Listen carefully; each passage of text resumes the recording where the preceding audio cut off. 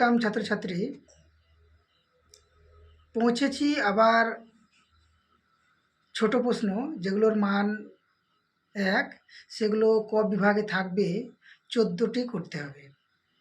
তা সেগুলোর মধ্যে আমি বলছি, তোমরা মনোযোগ দিয়ে শুনলেই সেগুলো তোমাদের কাজে লেগে যাবে।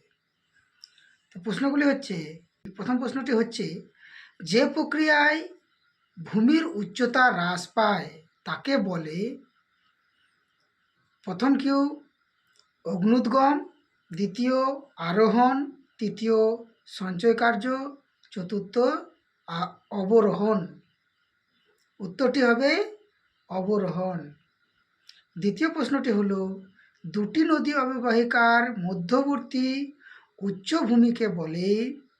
প্রথম জলবিভাজিকা, দ্বিতীয় নদীমঞ্চ, তৃতীয় স্বাভাবিক বাঁধ, চতুর্থ দোয়াব। উত্তরটি হবে জলবিভাজিকা।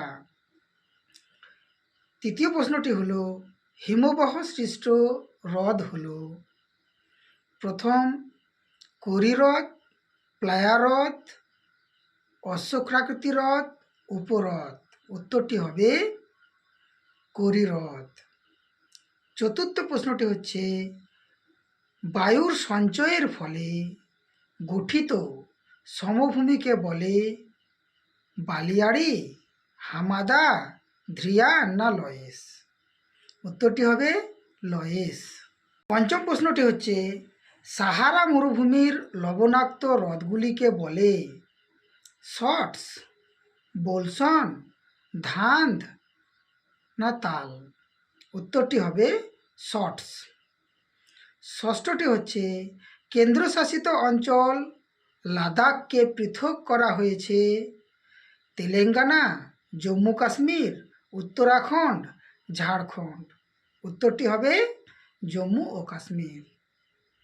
সপ্তমটি হচ্ছে, শিবালিক ও অবহিমালয়ের মধ্যে অবস্থিত উপত্যকাকে বলে? ভাবর, খাদার, কারেওয়া না দুন? উত্তরটি হবে দুন।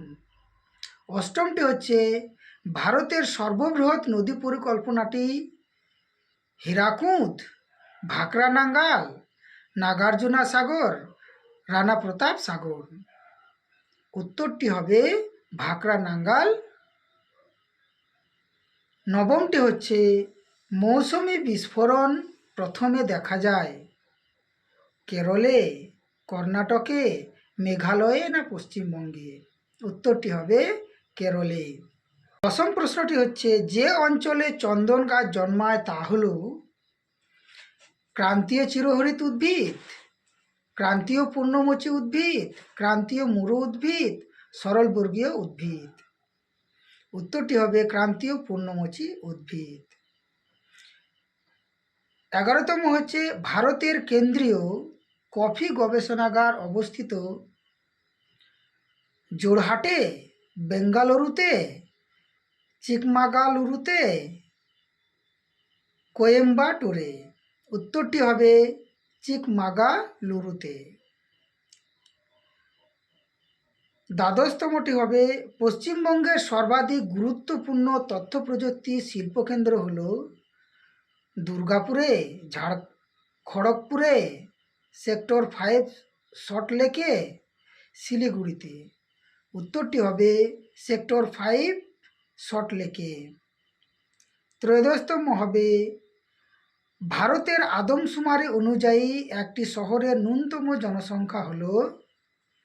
4000, 5000, 6000 না 7000? উত্তরটি হবে 5000। 14তম হলো, ভারতের বৃহত্তম বন্দর শহর হল? হলদিয়া, চেন্নাই, কলকাতা না মুম্বাই? উত্তরটি হবে মুম্বাই।